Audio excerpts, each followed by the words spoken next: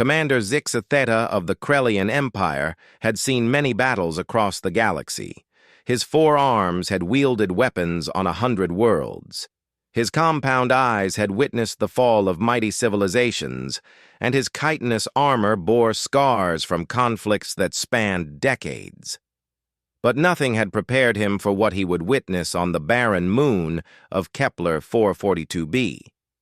The distress signal had come through standard galactic channels, a mining colony under attack by the Void Reapers, those ancient machines that consumed entire star systems, leaving nothing but darkness in their wake. The Galactic Council had written off the colony as lost. No species had ever successfully defended against a Reaper incursion, except, as Zixatheta would soon learn, no one had told the humans that. His warship, the Pride of Krell, dropped out of hyperspace expecting to find nothing but debris and silence. Instead, his sensors screamed with activity. Energy signatures blazed across the void like fireworks, and at the center of it all, 3 human vessels, tiny compared to the massive Reaper dreadnought, danced through space with impossible grace. "Commander," his tactical officer clicked nervously, "those human ships, they're cargo haulers, modified civilian vessels." Zixatheta leaned forward, all 4 hands gripping his command throne. The humans were using mining ships against a Void Reaper. It was suicide. It was madness. It was working. The lead human vessel, broadcasting an ID as the Stubborn Bastard, executed a maneuver that should have torn it apart. It spun on 3 axes simultaneously, dodging tentacles of dark energy, while its mining lasers, somehow overcharged to weapons-grade intensity, carved deep gouges in the Reaper's hull. "Incoming transmission," his communications officer announced. The view screen flickered to life, revealing a human face streaked with blood and grime. The woman grinned, showing teeth that seemed far too predatory for a species that claimed to be peaceful traders. "About time someone showed up to the party," she laughed, and Zixatheta was disturbed to hear genuine joy in her voice. "I'm Captain Sarah Chen of the Stubborn Bastard. You here to help or just watch?" "Captain Chen," Zixatheta responded carefully, "you are engaging a Void Reaper with civilian vessels. You must retreat immediately." "Retreat?" Chen's grin widened. "We've got it right where we want it. Besides, there's 30,000 colonists down there, including kids. We don't leave kids behind." The connection cut as the Stubborn Bastard barrel rolled through a storm of plasma fire. Zixatheta watched in stunned silence as the 3 human ships continued their impossible dance. They moved like a pack of predators, striking and withdrawing, using their smaller size and modified engines to stay ahead of the Reaper's attacks. "Commander," his science officer spoke up, voice trembling, "I'm detecting something unusual about those human ships. Their reactors they're running at 300% capacity. The laws of physics say they should have exploded by now." "Humans," his tactical officer muttered, "don't seem to care much about laws." Zixatheta made a decision that would change his life. "Battle stations, all weapons, target the Reaper. We fight alongside the humans." His crew exchanged nervous glances but obeyed. The Pride of Krell surged forward, its proper military-grade weapons joining the fray. Zixatheta expected the humans to fall back, to let his superior firepower take the lead. They did the opposite. The moment the Pride of Krell engaged, the human vessels became even more aggressive. The Stubborn Bastard dove straight at the Reaper's main weapon array, mining lasers blazing. The second ship, Hold My Beer, performed a maneuver that Zixatheta's computer simply labeled as Error Impossible. It flew through the narrow gap between 2 of the Reaper's appendages, dropping improvised explosives made from mining charges. The detonations were small by military standards, but perfectly placed. One of the Reaper's primary weapon nodes went dark. "How?" Zixatheta whispered. His answer came from the 3rd human ship. "Diplomatic solution." Despite its name, it was perhaps the most violent of the three, ramming smaller Reaper drones with its reinforced mining prow.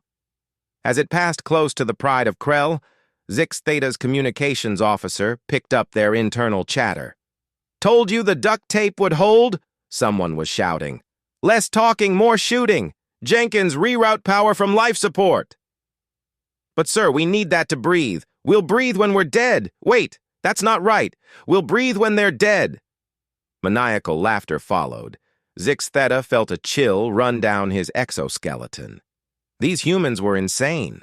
They were fighting a Void Reaper with mining equipment held together by adhesive strips and determination.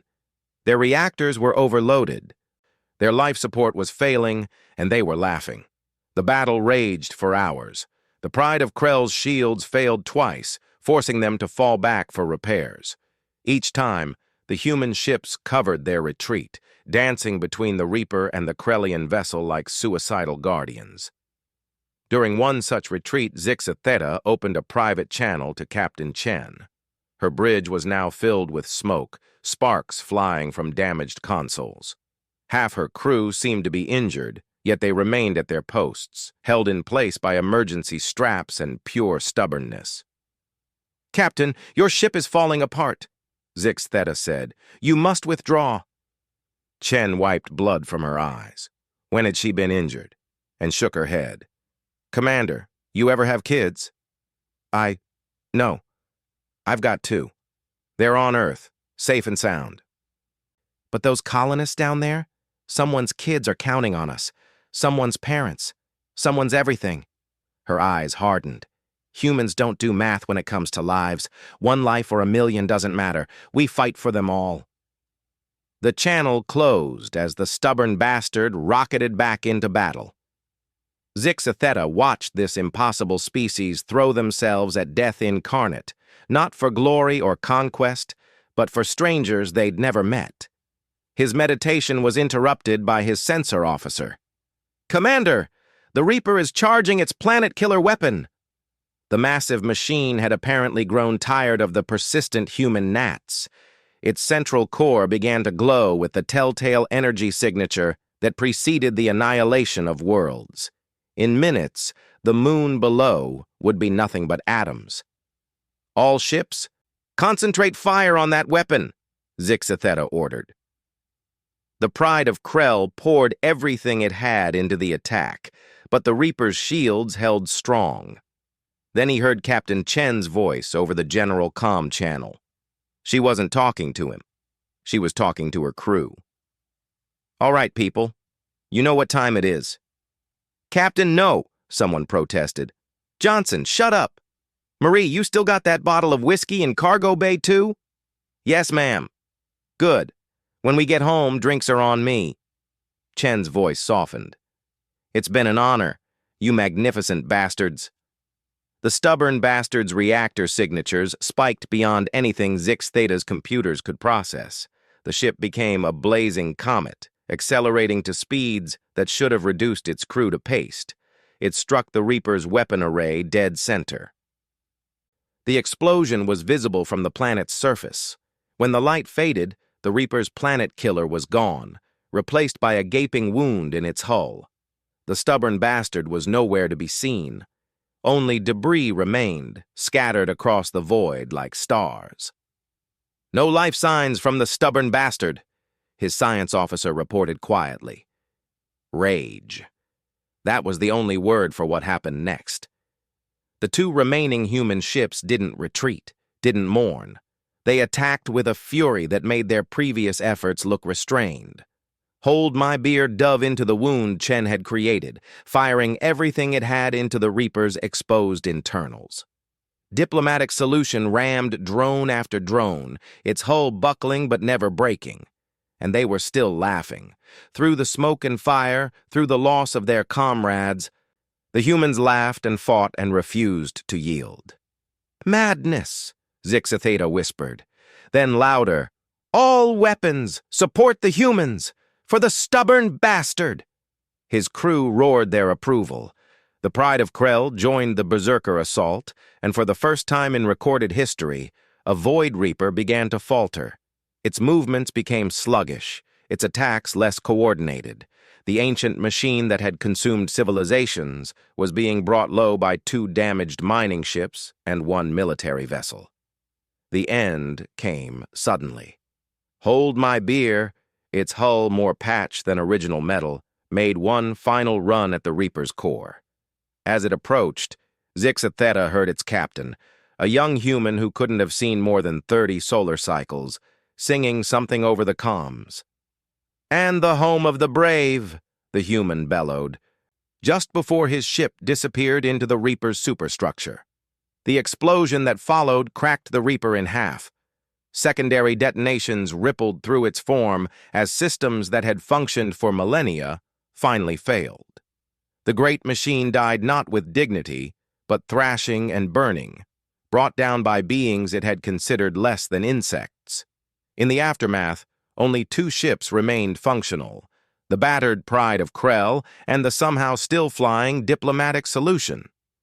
The human vessel was more scrap than ship, held together by what Zixatheta was beginning to suspect was pure human spite.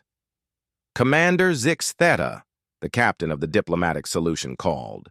He was an older human, one arm in a makeshift sling. "Thanks for the assist. Sorry about the mess." "Captain," Zixatheta paused, realizing he didn't know the man's name. "Thompson. Captain Jake Thompson." The human grinned, and it was the same predatory expression Chen had worn. "Shall we go pick up our people?" "Your people?" "Sarah and her crew. Their escape pods launched before impact. Tough bastards probably survived. They always do."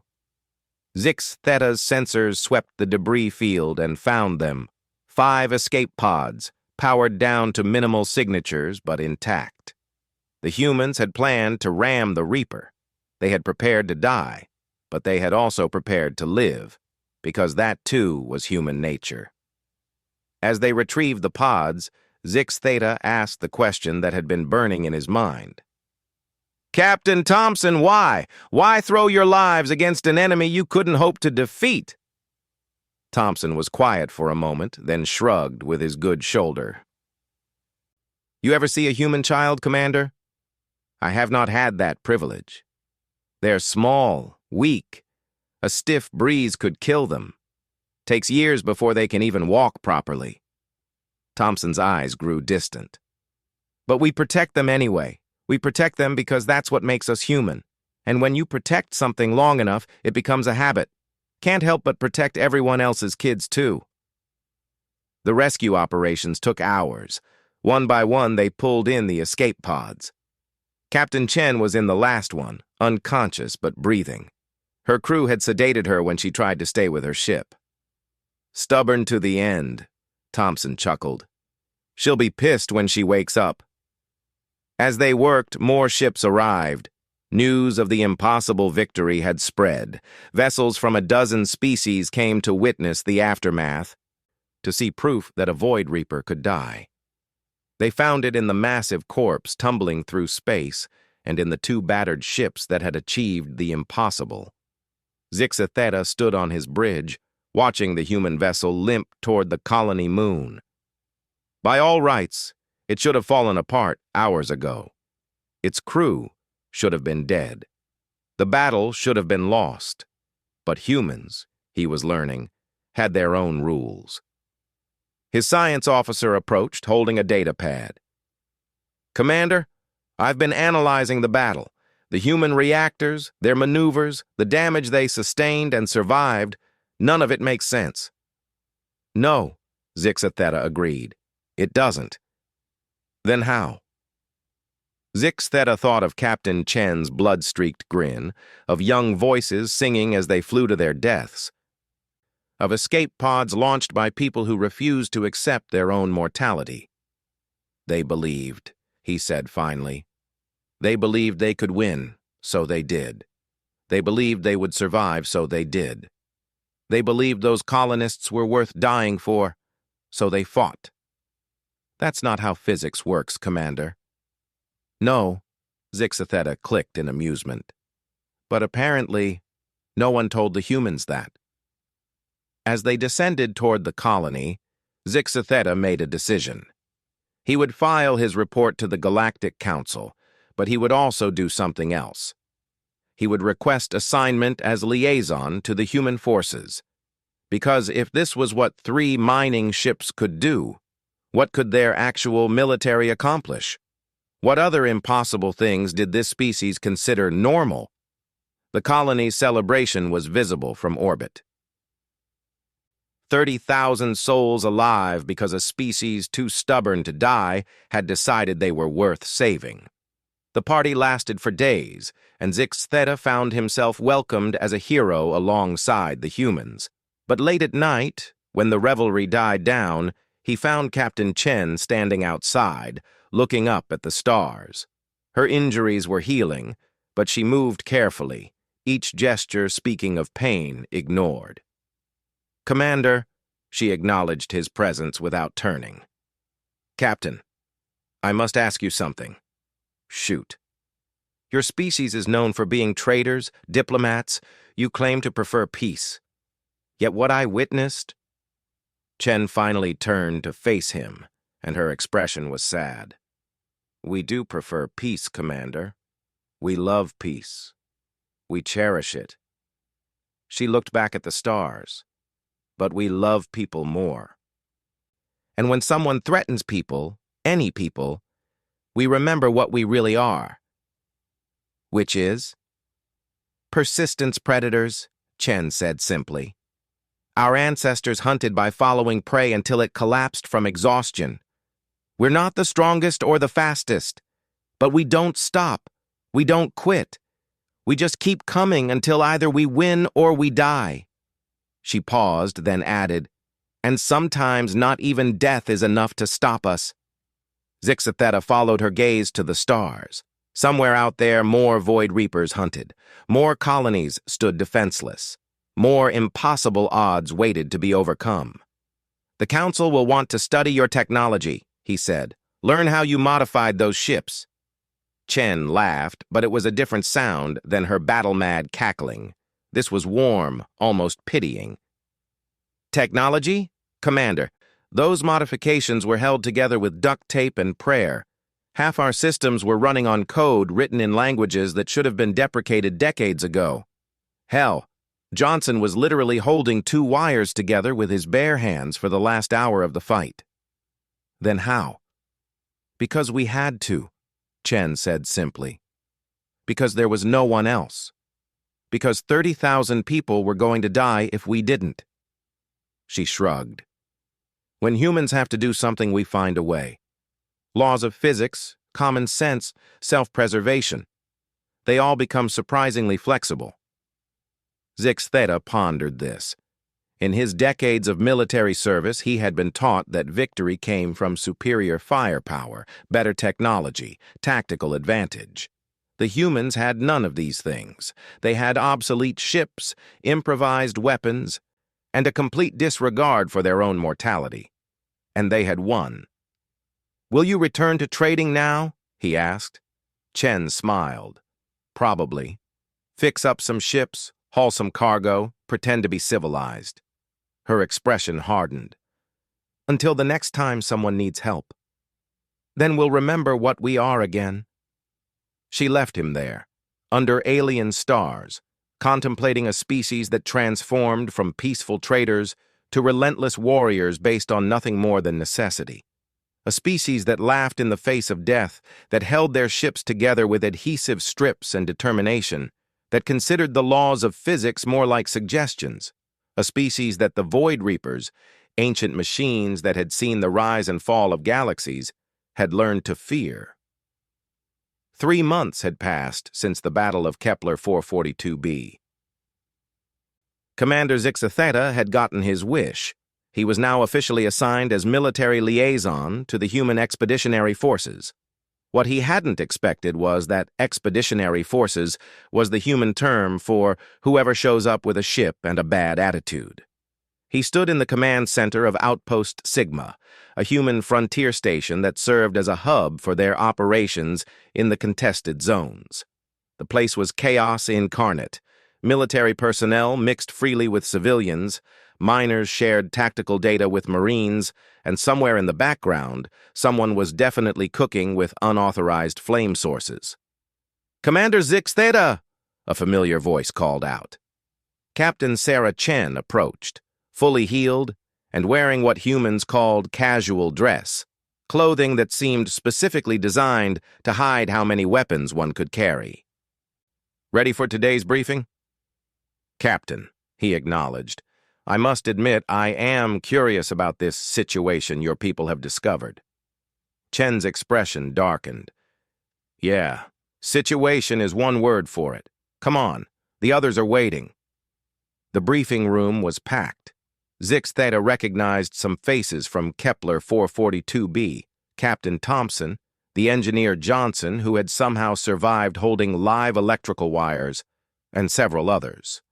But there were new faces, too. Miners, scientists, even what appeared to be a teacher still wearing educational institution insignia. At the front of the room stood Admiral Patricia Reyes, a woman whose calm demeanor belied the fact that she had, according to rumor, once killed a Thraxian war beast with nothing but a coffee mug. "Ladies, gentlemen, and assorted sapients," Reyes began, "we have a problem. 3 days ago, long-range scouts detected unusual activity in the Vela sector. What they found..." She activated the holographic display. "Was this?" The image showed a planet, but something was wrong. Half of it was missing, carved away in perfect geometric sections, as if someone had taken bites out of an apple. Surrounding it were ships, not void reapers, but something else. They moved in perfect synchronization, strip mining the world with mechanical efficiency. "The harvesters," someone whispered.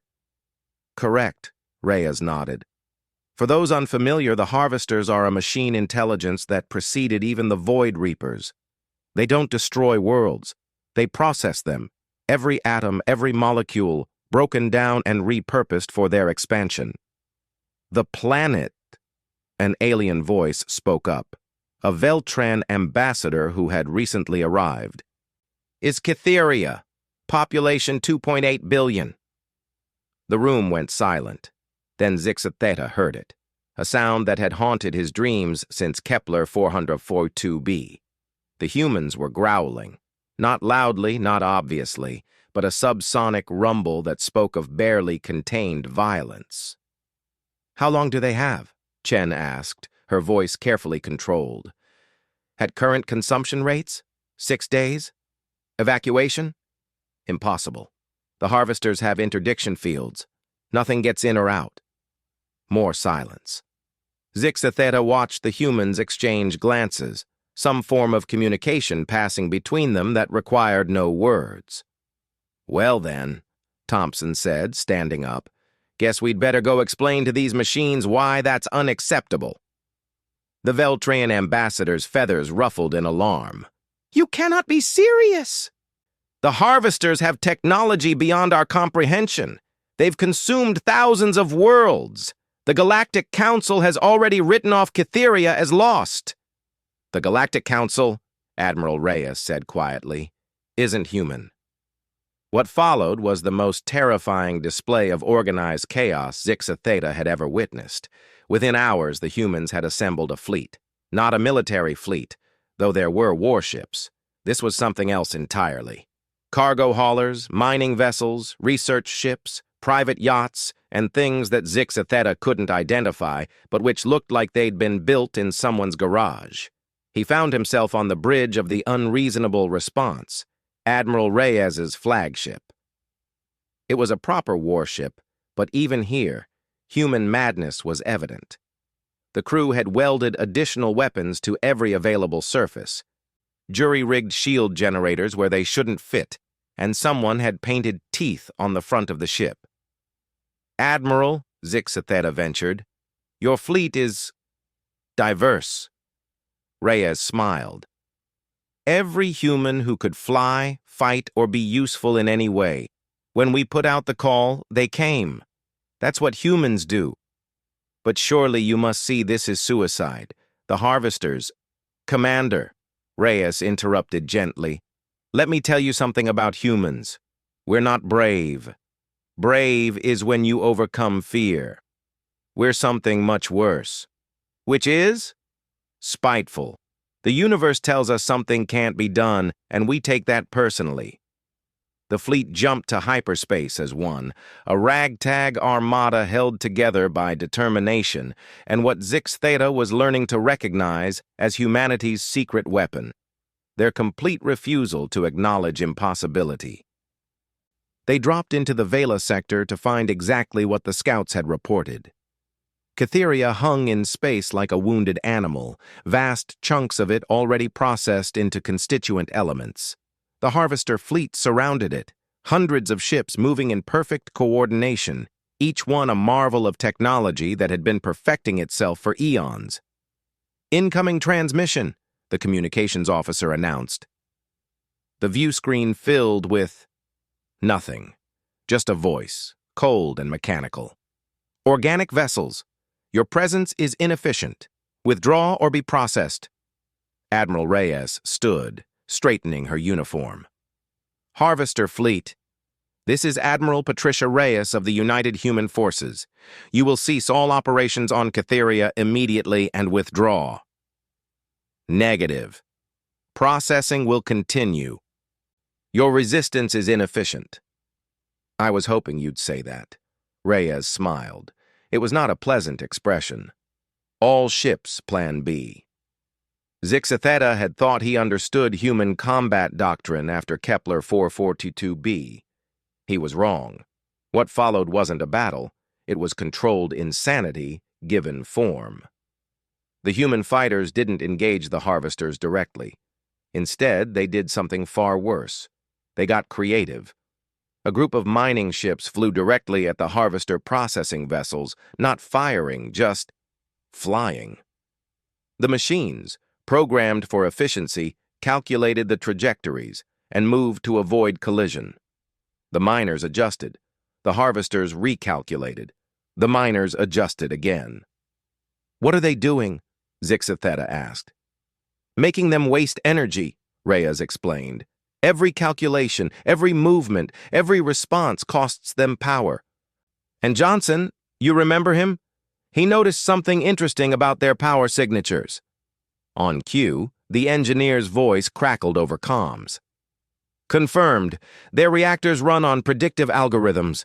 The more unpredictable we are, the more power they burn trying to calculate our actions." The entire human fleet erupted into chaos. Ships flew in spirals, loops, and patterns that made no tactical sense. One cargo hauler was flying backwards while broadcasting what sounded like polka music at full volume. A research vessel was randomly jettisoning cargo pods filled with glitter, actual glitter, that confused the Harvester sensors. "This is insane," Zix Theta muttered. "No," Reyes corrected. "This is human. Watch." The Harvesters, faced with complete unpredictability, began to slow. Their perfect coordination faltered as each ship burned more and more energy trying to calculate responses to human actions that had no logical basis. Then the second phase began. "All ships," Chen's voice cut through the chaos. "Remember? They're machines. They think in straight lines. We don't." The humans' ships began to coordinate, but not in any way Zix Theta recognized. They moved like a school of fish, each responding to their neighbors but with no central control. When the Harvesters adapted to target one ship, the entire formation would shift, becoming something entirely new. A Harvester beam weapon fired, only to hit empty space as 3 human ships had suddenly decided to barrel roll in unison for no apparent reason. Mining lasers sparked off Harvester hulls not as weapons, but as graffiti artists, burning messages like "Kilroy was here" and "Your processing is showing" onto the pristine machine vessels. "They're mocking them?" Zix Theta couldn't believe what he was seeing. "Psychological warfare," Reyes confirmed. "They're machines, but they're intelligent machines, and intelligence can be frustrated." She was right.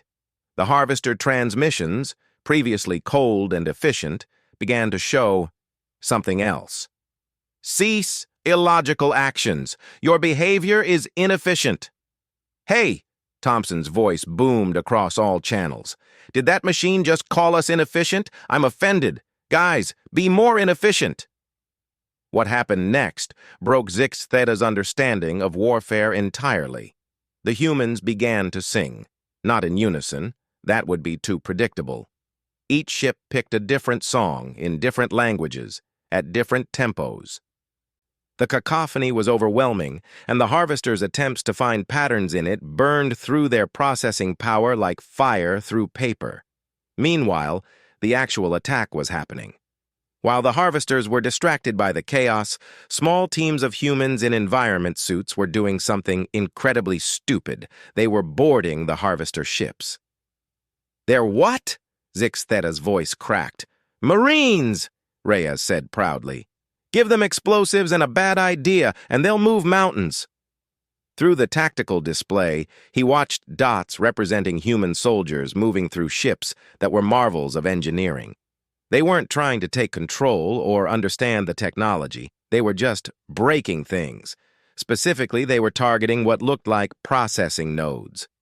"Johnson figured it out," Reyes explained. "The harvesters aren't individual ships. They're a distributed intelligence. Every processor they lose makes the whole network a little dumber." "Cease! Cease! Your actions serve no logical purpose." "That's the point," someone yelled back. "We're humans. We don't need logic. We have duct tape and determination." The battle, if it could be called that, raged for hours. The harvesters, for all their advanced technology, simply couldn't adapt to an enemy that refused to fight properly. Their weapons, designed to counter tactical maneuvers, couldn't track ships moving in patterns based on someone's favorite dance moves. Their defenses, meant to stop coordinated assaults, were useless against an enemy that coordinated through pure chaos. And through it all, the humans kept talking, joking, singing, turning warfare into something that would have given any proper military strategist an aneurysm. "Harvester ship on attack vector," someone called out. "I got it." That was Captain Chen. The stubborn bastard, too, because of course she'd named her new ship that. Accelerated directly at the massive harvester vessel. "Captain, what are you doing?" Zix Theta called out. "Playing chicken with a machine. They'll blink first. They have to. It's inefficient to crash." She was right. At the last possible second, the harvester vessel adjusted course to avoid collision. Chen's ship swept past, close enough that her crew could, and did, make rude gestures through the viewports. Impossible. Organic beings cannot sustain this level of chaos. "Wanna bet?" Admiral Reyes stood and activated fleet-wide communications. "All ships, execute Operation Monkey Wrench." Zix Theta didn't want to know what that meant. He found out anyway. Every human ship simultaneously dumped their waste systems in space, creating a cloud of frozen organic matter that played havoc with the harvester's sensors. While the machines tried to process why anyone would weaponize their sewage systems, the human fighters struck. Not with weapons, with computer viruses. But not elegant, sophisticated code. No, the humans uploaded what they called meme viruses, programs that did nothing but replicate images of something called cat videos throughout the harvester network. "It shouldn't work," Johnson reported, sounding delighted. "But they've never encountered anything this stupid before. Their security can't recognize it as an attack because it's not trying to do anything except waste processing power." The harvesters' movements became increasingly erratic. Ships collided with each other. Processing beams fired at empty space. The perfect machine intelligence was having what humans called a breakdown. "What are you?" The transmission was different now. Almost desperate. Admiral Reyes smiled. "We're humans. We're the species that looked at the food chain and decided we didn't like our position, so we changed it. We're the ones who saw wolves and thought, I bet we could be friends. We're the people who find something impossible and say, hold my beer." She paused, then added, "And right now, we're the ones telling you to leave. This planet and its people are under our protection. And if you thought we were annoying now, wait until we're actually angry." The Harvester fleet paused. For machines that had operated for millennia, that had consumed civilizations and processed entire star systems, this pause was significant. They were calculating, weighing options, determining the most efficient course. Probability of human defeat, 0.0001%. Probability of resource gain worth engagement, 0%. Conclusion, withdrawal efficient. Humans designated, do not engage. The massive fleet began to pull back, but not before one final transmission. Query: why protect beings not of your species? Every human ship responded at once, a cacophony of voices that somehow carried the same message. Because we can. The Harvesters left. Not defeated in traditional terms, many of their ships were still functional, their technology still superior. But they had been beaten by an enemy that refused to fight by any rules they could understand. An enemy that turned warfare into performance art and treated certain death as a minor inconvenience. As the interdiction field fell and evacuation ships rushed to help Cytheria's survivors, Zix Theta found himself staring at the view screen, trying to process what he'd witnessed. "Admiral," he said finally, "I must ask. Your species possesses no special technology, no advanced weapons, no psychic abilities. How do you keep winning?" Reyes was quiet for a moment, watching the rescue ships work. When she spoke, her voice was thoughtful. "Commander, every species evolves to survive their environment. Some grow shells, some develop venom, some become invisible. Humans? We evolved something else. Which is stubbornness," she smiled. "Pure, unreasonable, illogical stubbornness. The galaxy tells us something is impossible. We disagree. The universe says we should die. We refuse. Logic dictates we should lose. We don't listen to logic." She turned to face him fully. "We're not the strongest species. We're not the smartest. We're not the fastest or the toughest. But we're the one species in the galaxy that will look at impossible odds and ask, is that the best you can do?" Zix Theta thought about the Battle of Kepler 442b, about mining ships held together with adhesive strips fighting void reapers. He thought about the chaos he'd just witnessed, humans turning military doctrine into a comedy show and somehow winning. "The other species," he said slowly, "they call you mad." "Oh, we are," Reyes agreed cheerfully. "Completely, utterly mad. It's our superpower." A communication came in from one of the rescue ships. They'd found survivors in a shelter deep beneath Cytheria's surface, millions of them, protected by shields that had held just long enough. How many species would have come for them?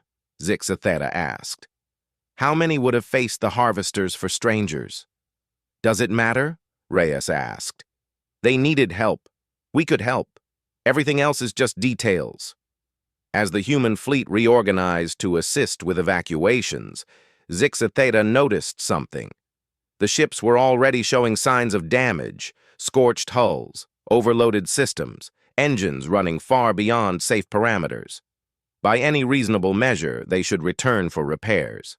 Instead, they were pushing deeper into space, sensors active. "What are they doing?" he asked. "Looking for the next fight." Chen's voice came over comms. She must have been monitoring their conversation. "The Harvesters are still out there. So are the Void Reapers. And who knows what else. Someone's got to keep an eye out." "But you just fought a battle. Your ships need repair. Your crews need rest." "Commander," Chen interrupted gently, "you're thinking like a sensible species. We're humans. We'll rest when everyone's safe. And when will that be?" "Probably never," she admitted, "but that's okay. It gives us something to do." The comm channel closed, and Zix Theta was left watching the human fleet spread out like antibodies in a bloodstream, ready to respond to the next threat. They were battered, exhausted, flying ships that shouldn't function, crewed by people who should be seeking medical attention. And they were smiling. "Madness," he whispered again. The best kind, Admiral Reyes agreed. The kind that saves lives. 6 months into his assignment with the humans, Commander Zixatheta thought he had seen everything. He had witnessed them defeat Void Reapers with mining equipment. He had watched them drive off the harvesters with chaos and meme viruses. He had seen them repair ships with adhesive strips and determination, fuel reactors with hope, and navigate by what they called gut feeling. He was wrong. He hadn't seen everything. He hadn't seen them face a god. The emergency session of the Galactic Council was held in the ancient chambers of Centaurus Station. Representatives from every major civilization were present. Their faces, or equivalent features, showing the kind of fear Zixatheta had only seen during extinction-level events. At the center of the holographic display was an image that made his chitin crawl, a being of pure energy, vast beyond comprehension, moving through space like a storm made of stars. Where it passed, reality itself seemed to bend and break. "The Eternal," Council Prime Vexhar announced, her voice trembling. "It has awakened." Murmurs of terror rippled through the chamber. Every species knew the legends. The Eternal, one of the first ones, the beings who had existed before stars, before matter, before time itself had meaning. It had slept for eons uncounted, and now— "What woke it?" someone asked. "Does it matter?" Vexhar replied. "It moves toward the galactic core. Every system in its path simply ceases. Not destroyed, not consumed. They just stop existing, as if they never were." Projected path? That was Ambassador Chen, Sarah's aunt Zixatheta had learned. The family resemblance was clear in the way she refused to show fear. The display updated. The path led through dozens of inhabited systems, billions upon billions of lives. And at the end— "Earth," Ambassador Chen said quietly. "All core worlds are threatened." Vexhar clarified quickly. "This is not simply a human concern." "How long?" Chen interrupted. "At current velocity? 3 weeks until it reaches the first inhabited system." "And our options?" Vexhar's feathers drooped. "We have none. You cannot fight a god. The Council recommends immediate evacuation of all threatened systems." "Evacuate to where?" Chen stood, and Zixatheta saw the same fire in her eyes that he'd seen in her niece before ramming a Void Reaper. "That thing is heading for the galactic core. Everything we are, everything we've built is there. You're asking us to abandon our homes and run to the edges of the galaxy to slowly starve? It is survival. It's not living." Chen looked around the chamber. "Anyone else have ideas? Real ones, not run and hide?" Silence. "Right then." Chen activated her communicator. "Put me through to Fleet Command. Tell them we've got a god to kill." The chamber erupted, cries of impossible and madness in 100 languages. But Zixatheta noticed something else. The humans present, scattered throughout the chamber as aides, attachés, and observers, were all nodding. Some were already leaving, presumably to prepare. "You cannot be serious!" Vexhar gasped. "The Eternal is not some machine intelligence or aggressive species. It is a fundamental force of the universe. You might as well try to fight gravity." "Fought gravity once," one of the human observers muttered. "One, too. That's how we got to space." Chen smiled, and it was the expression of a predator that had just scented prey. "Council Prime, with respect, you're looking at this wrong. You see a god. We see a problem, and humans are very, very good at solving problems." She left, her staff following. After a moment's hesitation, so did Zixatheta. He caught up with her outside the chamber. "Ambassador, even for humans, this seems insane, suicidal, impossible." Chen laughed. "Commander, let me tell you something about gods. They're used to worship. They're used to fear. They're used to lesser beings accepting their will as law." Her expression hardened. "They're not used to being told no." The human response was unlike anything Zixatheta had seen before. No chaotic fleet of volunteers this time. This was humanity focusing its madness into a singular purpose. Their entire military mobilized. Research stations worked around the clock. Scientists who had spent careers on theoretical physics suddenly found themselves with unlimited resources and one instruction: find a way. Zixatheta was assigned to the primary command ship, the Unreasonable Hope. The name, he had learned, was not coincidence. Admiral Reyes commanded, but the bridge was packed with humans from every field: soldiers, scientists, philosophers, even artists. "Status report," Reyes called out. "The Eternal is maintaining course," Sensor Officer reported. "It'll reach the Kepler system in 18 days. Our assets? Everything that can fly, fight, or think is en route. We've got military ships, science vessels, and—" The officer paused. "Someone brought a cruise liner? Does it have engines?" "Yes, ma'am." "Then it can ram something if needed. What about Project Last Word?" A scientist Zix Theta didn't recognize stood up. She looked like she hadn't slept in days. "We think we have something. The Eternal exists partially outside our dimensional framework. That's why conventional weapons won't work. It's like trying to punch a shadow. But it's still partially here. It has to be, to affect our reality. And that means it follows at least some rules." The scientist's grin was manic. "Rules we can break." Over the next 2 weeks, Zix Theta watched humanity prepare for war against a god. Not with weapons in any traditional sense, but with something far more dangerous: human creativity unleashed without restraint. They built things that shouldn't exist, weapons that fired conceptual ammunition, not energy or matter, but ideas themselves. Ships designed not to survive, but to die in ways that would drag portions of reality with them. Devices that Zixatheta couldn't understand, but which made the human scientists giggle like children. "Is this even possible?" he asked Chen during one of the briefings. "No," she said cheerfully. "That's why it might work." When the Eternal reached the Kepler system, humanity was ready, or as ready as anyone could be to fight a being older than stars.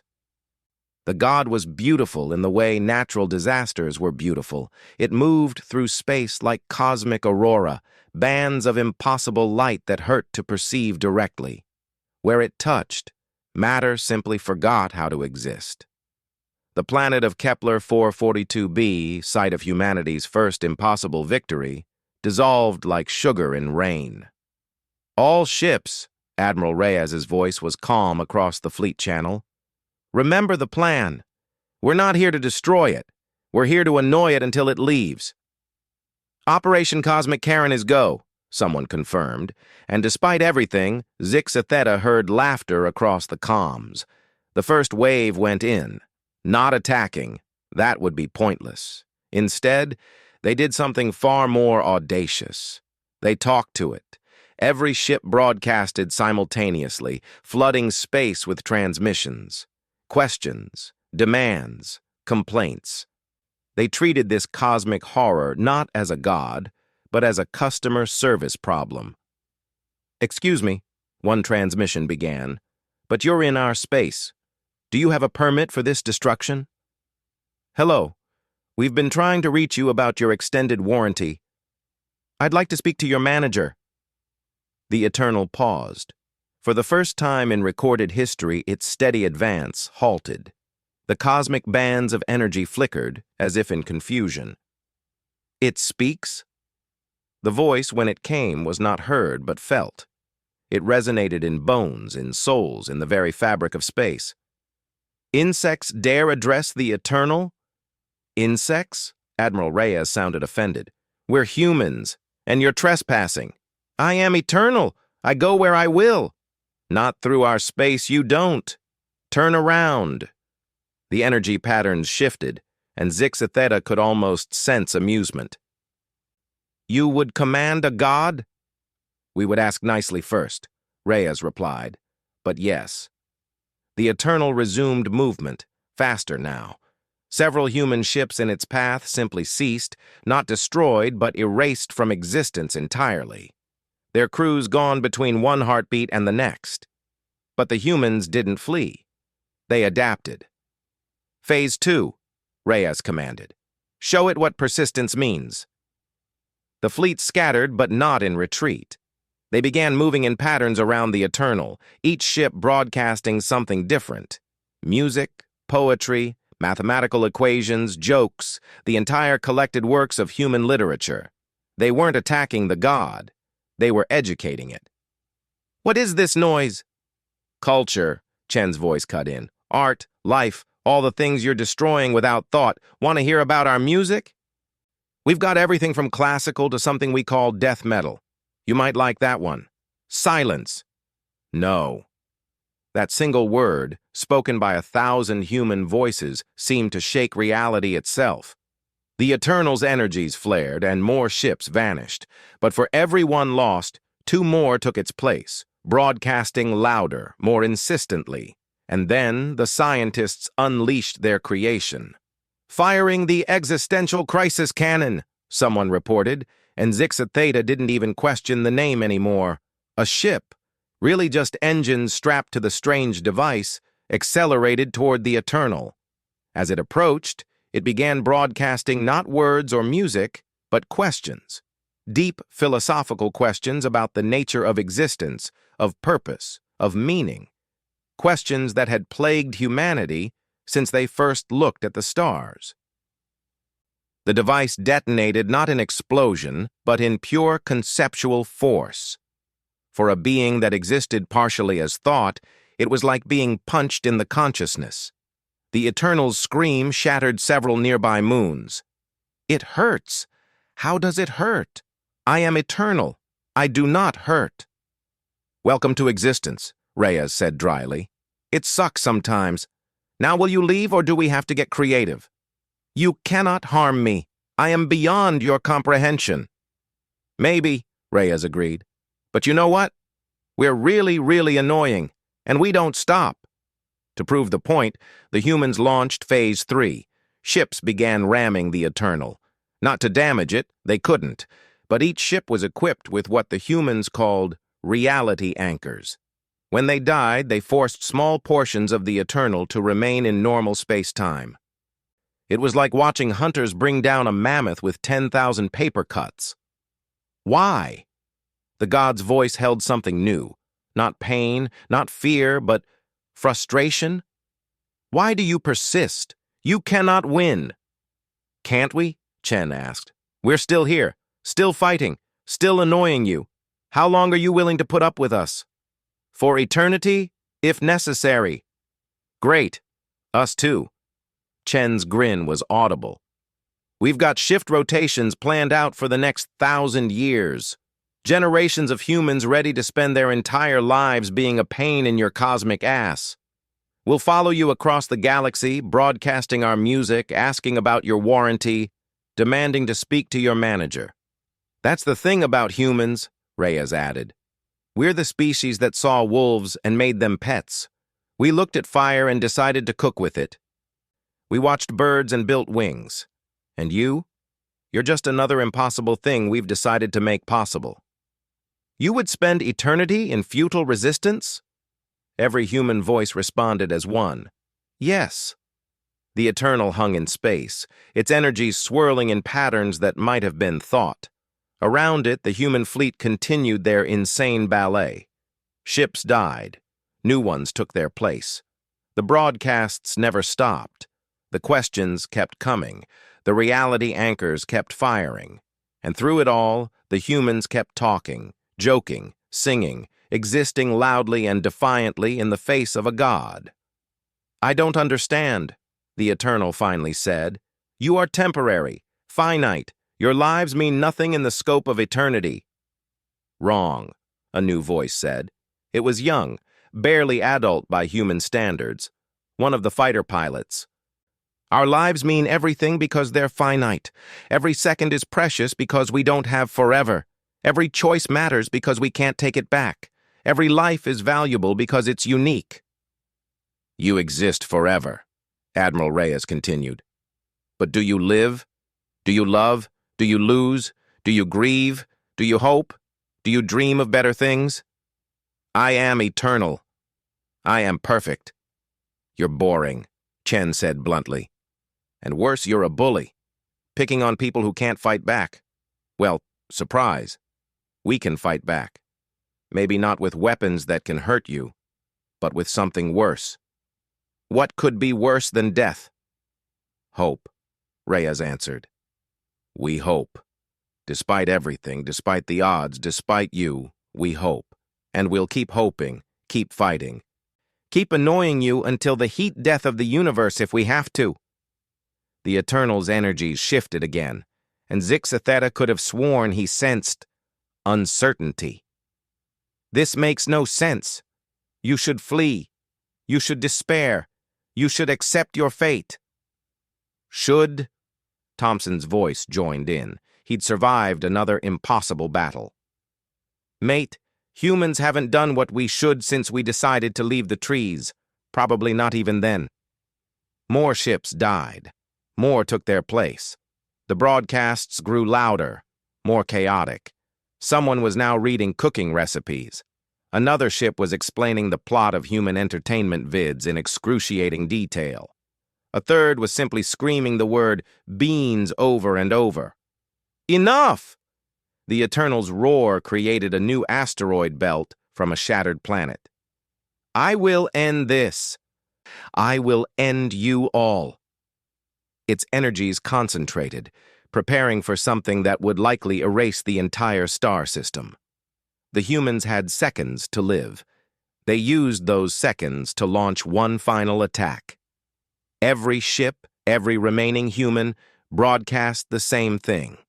Not words, not demands, just an image, billions of images actually, pictures of their homes, their families, their children, their pets, sunsets on Earth, alien friends on distant worlds, first kisses, last goodbyes, weddings, funerals, birthday parties, quiet moments, grand adventures, life in all its messy, chaotic, beautiful glory.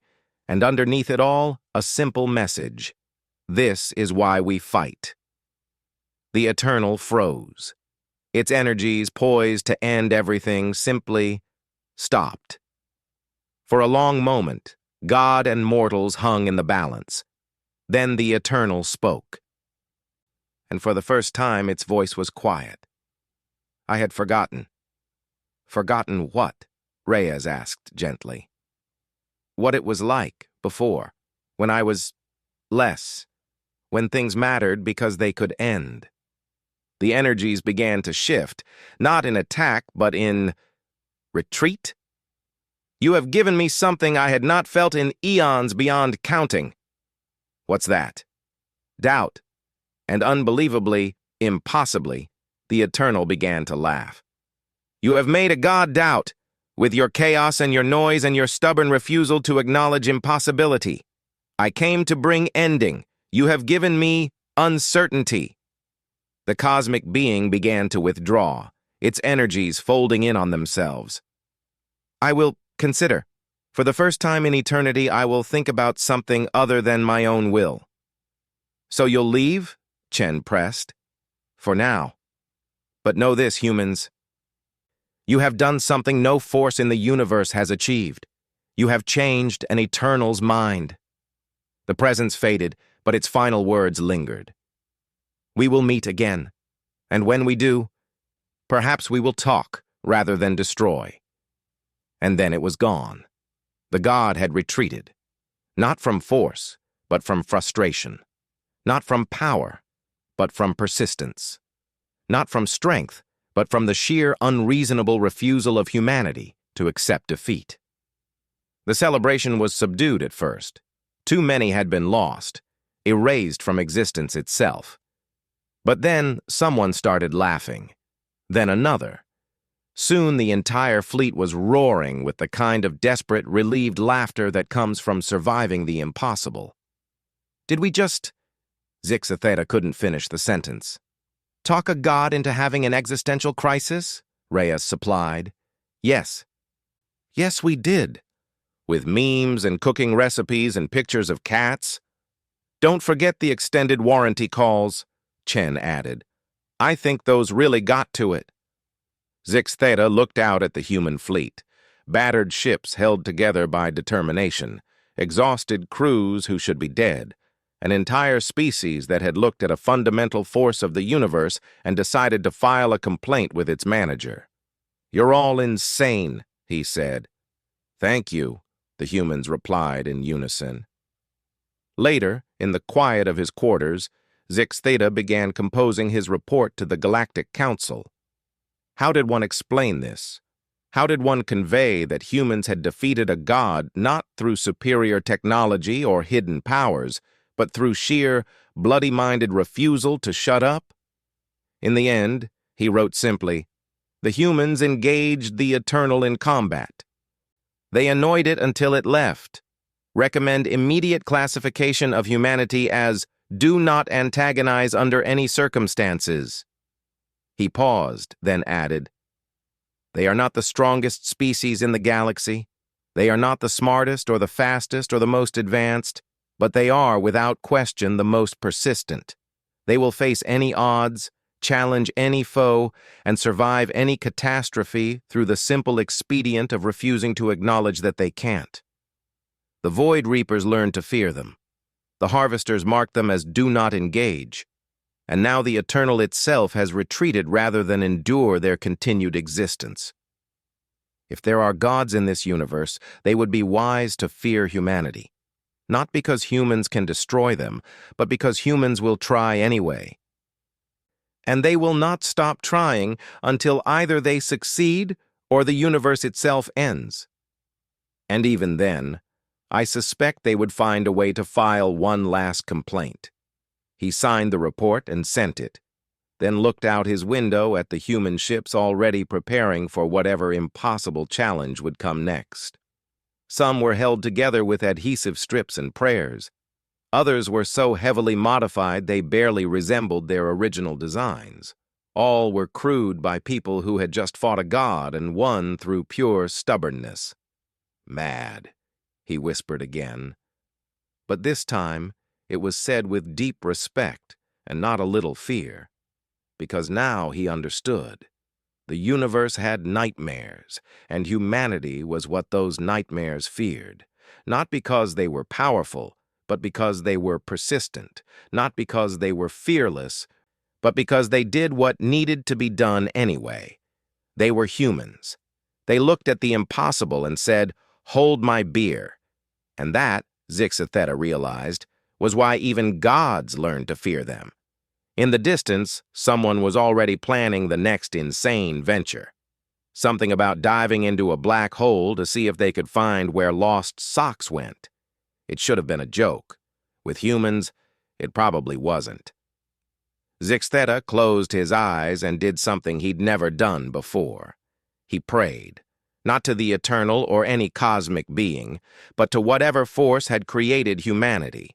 He prayed that they remained on the galaxy's side, because if humans ever decided to be the villains instead of the heroes, even the gods wouldn't save them then.